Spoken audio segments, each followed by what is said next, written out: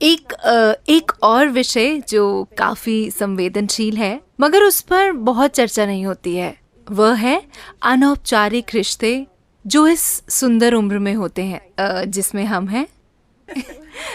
अपने बारे में थोड़ी अच्छी बातें कहनी थी। आजकल लोग शारीरिक संबंध बनाते हैं, लेकिन इन रिश्तों में ज्यादा भावनाएं नहीं होती। हम इस विषय पर आपकी राय जानना चाहते हैं। अगर लोग अपनी मर्जी से ऐसे रिश्ते बनाते हैं तो क्या ये सही है या ये क्या है? क्या मैं एक चुटकुला सुना सकता हूँ? बिल्कुल, मुझे चुटकुले पसंद हैं। एक मिसेस भाटिया थी। कोई भाटिया तो नहीं है? मैं नाम बदल सकता हूँ। एक मिसेस भाटिया थी जिनकी शादी की 50वीं वर्षगांठ थी। वर्षगांठ मनाने के बाद अगले दिन उन्होंने तलाक की अर्जी दे दी। जज ने तलाक की अर्जी देखी। वो एक अच्छी पारिवारिक मित्र भी थी, तो उसने उन्हें बुलाकर पूछा, आप अपने पति को तलाक क्यों देना चाहती हैं?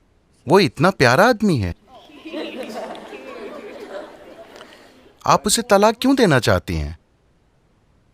आप किस आधार पर उसे तलाक दे रही हैं?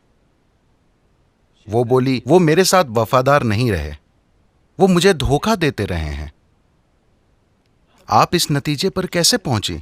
आपने कल ही शादी की 50वीं वर्षगांठ मनाई थी। कल तक तो आप ठीक थी, फिर क्या हो गया? मुझे बीते दिनों की बहुत याद आ रही थी, तो मैंने फोटो एल्बम पलटना शुरू किया। फिर मैंने देखा कि मेरे 5 बच्चों में कोई भी उनके जैसा नहीं दिखता।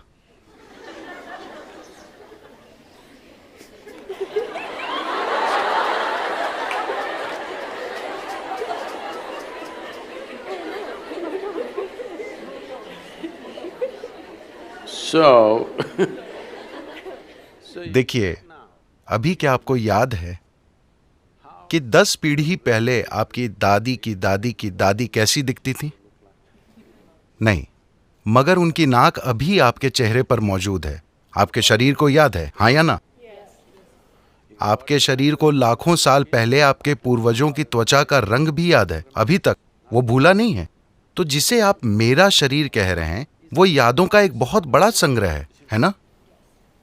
आपके दिमाग में मौजूद यादाश्त बहुत कम है। आपके शरीर में मौजूद यादाश्त,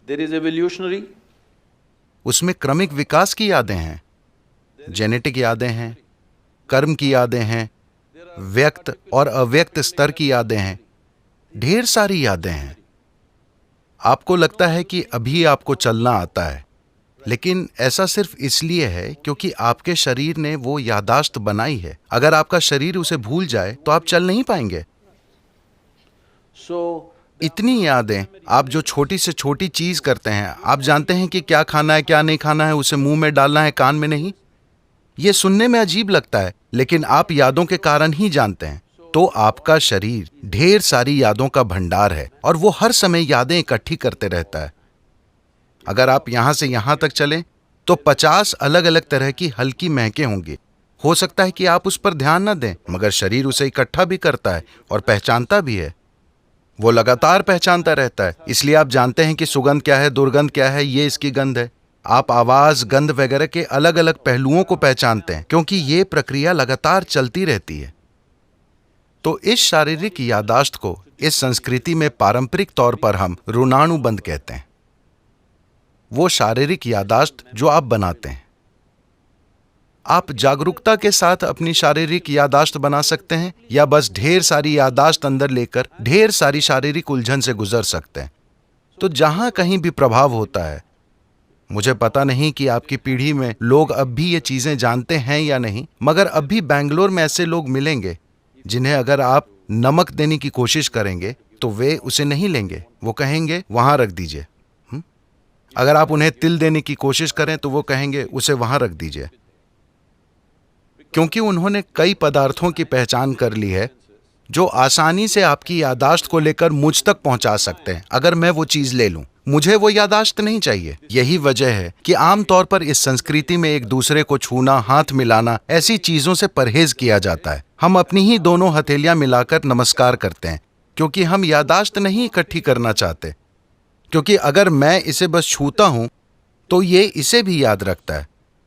आप अपने 4 दोस्तों के साथ इसे आजमा कर देखें। आप उनके हाथों को छुएं, याद रखने की कोशिश ना करें। हर दिन बस उनके हाथ छुएं और भूल जाएं। कल अगर वो आकर आपको छूता है, आप जानते हैं कि ये उसका हाथ है ना? तो शरीर याद रखता है, ये दिमाग में नहीं है। शरीर की यादाश्त होती है, इसे ऋणानुबंध कहते हैं। जब यौन संबंध बनते हैं या ऐसी कोई अंतरंगता होती है जिसमें विचार, भावनाएं और शरीर शामिल हों, तो आपके शरीर में जो यादाश्त रह जाती है वो बहुत बड़ी मात्रा में होती है।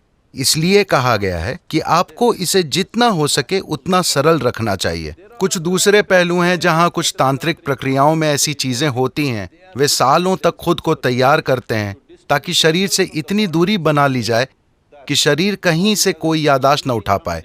इसे एक साधना की तरह किया जाता है, बेलगाम संभोग की तरह नहीं। तो सवाल नैतिकता का नहीं है। सवाल ये है कि आप अपने जीवन में अपने साथ क्या करना चाहते हैं। If you want to be in such a way that अगर आप इस तरह जीना चाहते हैं कि आपके जीवन में आपकी भीतरी बुद्धि सबसे प्रबल चीज हो, आपका भौतिक शरीर नहीं, तो आपको शरीर की यादाश्त को जितना हो सके उतना सरल रखना चाहिए। इसलिए सादा भोजन, लोग बिल्कुल सादा भोजन करते हैं। अब भी मैं दिन में 1 बार भोजन करता हूं और भोजन में सिर्फ एक चीज खाता हूं, 10 नहीं।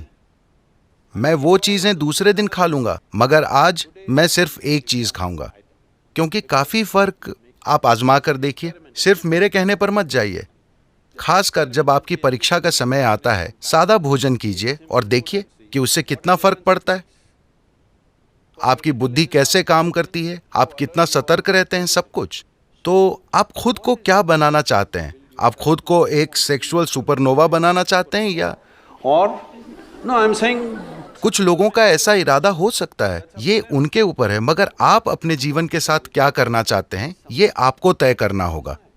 अगर आपने ये तय किया है तो ये बहुत महत्वपूर्ण है कि आप अनजाने में भारी मात्रा में यादें ना इकट्ठी करें, because this will lead to क्योंकि बाद में आप देखेंगे कि आपके लिए शांत और खुश रहना बहुत मुश्किल होगा, चाहे कुछ भी अच्छा हो रहा हो, simply because they क्योंकि शरीर में उलझन भरी यादें मौजूद हैं। जब इसी प्रकृति का कुछ और आता है तो शरीर में उलझन भरी उथल पुथल होने लगती है। शायद आपके दिमाग में यह ना आए, just physically ये सिर्फ शारीरिक रूप से होता रहेगा। तो ये चुनाव आपको करना है। ये नैतिकता का सवाल नहीं है, ये सवाल है समझदारी से जीने का।